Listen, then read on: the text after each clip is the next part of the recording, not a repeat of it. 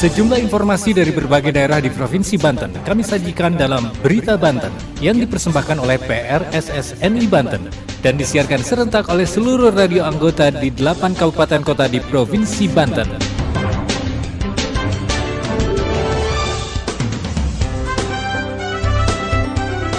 Apa kabar pendengar? Anda kembali bersama kami di Berita Banten PRSSNI Banten edisi Selasa 7 November 2023. Sejumlah informasi dari berbagai wilayah di Provinsi Banten kami hadirkan kembali untuk Anda yang disiarkan serentak oleh seluruh radio anggota di 8 kabupaten kota di Provinsi Banten. Dan inilah informasi utamanya.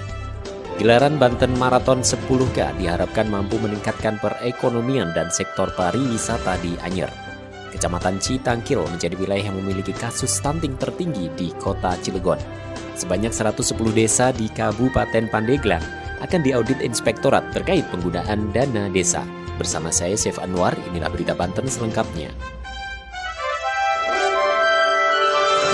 Pendengar, menjelang akhir tahun 2023 ini, Inspektorat Kabupaten Pandeglang akan melakukan pemeriksaan atau audit terhadap 110 desa dari 326 desa yang ada di Kabupaten Pandeglang terkait dengan dana desa. 110 desa tersebut menjadi target pemeriksaan karena jabatan kepala desanya akan berakhir pada tahun 2023 ini.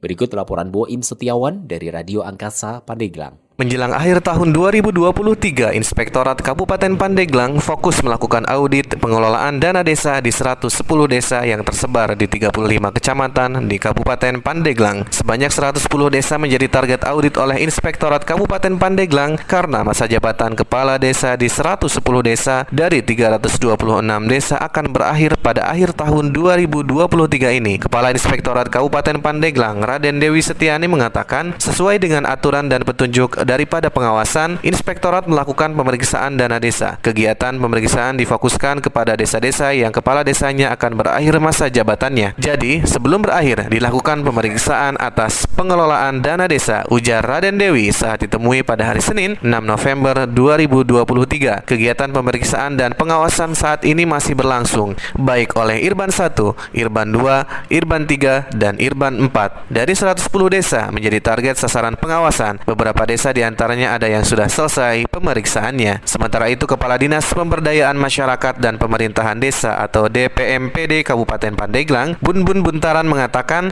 sebanyak 110 kepala desa di Kabupaten Pandeglang berakhir masa jabatannya di tahun 2023 ini. Setelah masa jabatannya habis, maka akan dilantik penjabat sementara sampai dilaksanakannya Pilkades. Untuk Pilkades sendiri seharusnya dilaksanakan pada tahun 2023 ini. Namun karena memasuki tahun politik dan 2024 pelaksanaan pemilu dan pilkada, maka dilakukan penundaan hingga tahun 2025 mendatang. Dari 98,9 Angkasa Radio Pandeglang, Boim Setiawan mengabarkan untuk Berita Banten. Pendengar, Kecamatan Citangkil menjadi wilayah dengan kasus stunting tertinggi di kota Cilegon. Berdasarkan data elektronik pencatatan dan pelaporan gizi berbasis masyarakat atau EPPGBM, Dinas Kesehatan Kota Cilegon per Januari hingga Agustus 2023 terdapat 207 kasus stunting di Citangkil, disusul Kecamatan Cibeber dengan 140 kasus.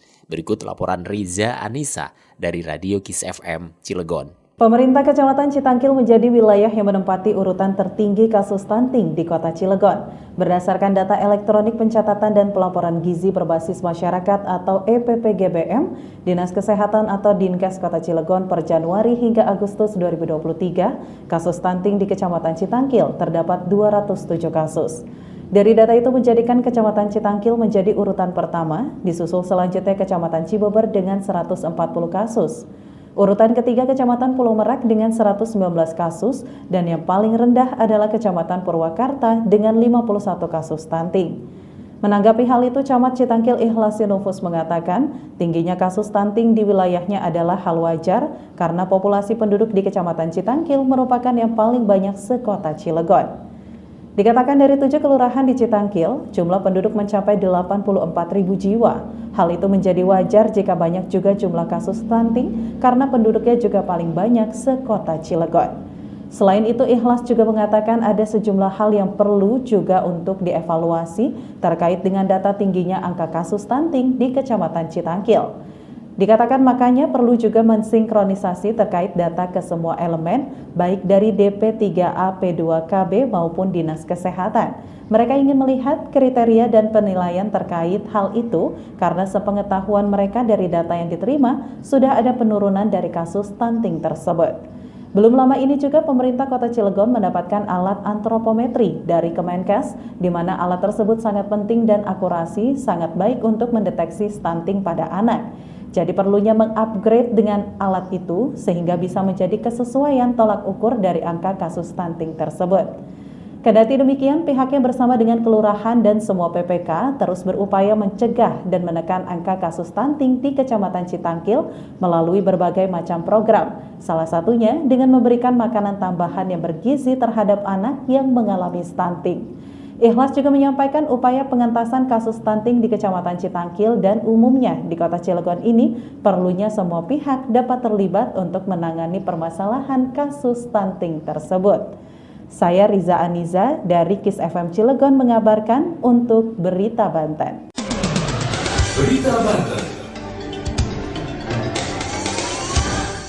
Anda masih bersama kami di Berita Banten PRSSNI Banten, pendengar gelaran Lomba Maraton Banten 10K yang dilaksanakan Minggu 5 November lalu di Kecamatan Anyer, diharapkan dapat meningkatkan roda perekonomian dan sektor pariwisata, khususnya di Anyer. Hal ini dikatakan PJ Gubernur Banten Al-Muktabar dalam sambutannya. Al-Muktabar juga berharap para pegiat UMKM di Banten juga bisa mendapatkan manfaat dari adanya event tersebut. Berikut laporan Haris dari Hot Radio Serang. Banten Maraton 10K yang dilaksanakan di Kecamatan Anyer, Kabupaten Serang pada tanggal 5 November 2023 diharapkan dapat menggiatkan perekonomian dan sektor pariwisata di Provinsi Banten. Hal ini dikatakan pejabat Gubernur Banten Al-Muktabar. Al-Muktabar berharap dengan digelarnya Banten 10K dapat mengajak masyarakat menerapkan pola hidup sehat. Selain Banten 10K, digelar juga gerakan pangan murah dan pelayanan publik seperti pelayanan kependudukan, catatan sipil, dan pelayanan samsat keliling. Reformasi birokrasi dalam bidang kepemudaan dan olahraga menurut Al-Muktabar akan terus digalakkan oleh Pemprov Banten untuk meningkatkan kualitas SDM yang mempunyai daya saing. Selain itu, dengan memperkuat ketahanan ekonomi untuk pertumbuhan yang berkualitas, dengan sasaran meneguhkan kebinekaan dan memperkuat restorasi sosial serta persatuan. Al-Muktabar berharap pelaku UMKM mendapatkan nilai tambah dari event Banten 10K. Faris dari Hot Radio Serang mengabarkan untuk Berita Banten. Demikian sejumlah informasi yang telah kami sajikan di Berita Banten kali ini. Saya Saif Anwar, sampai jumpa. Terima kasih Anda telah mendengarkan Berita Banten yang dipersembahkan oleh PRSSNI Banten.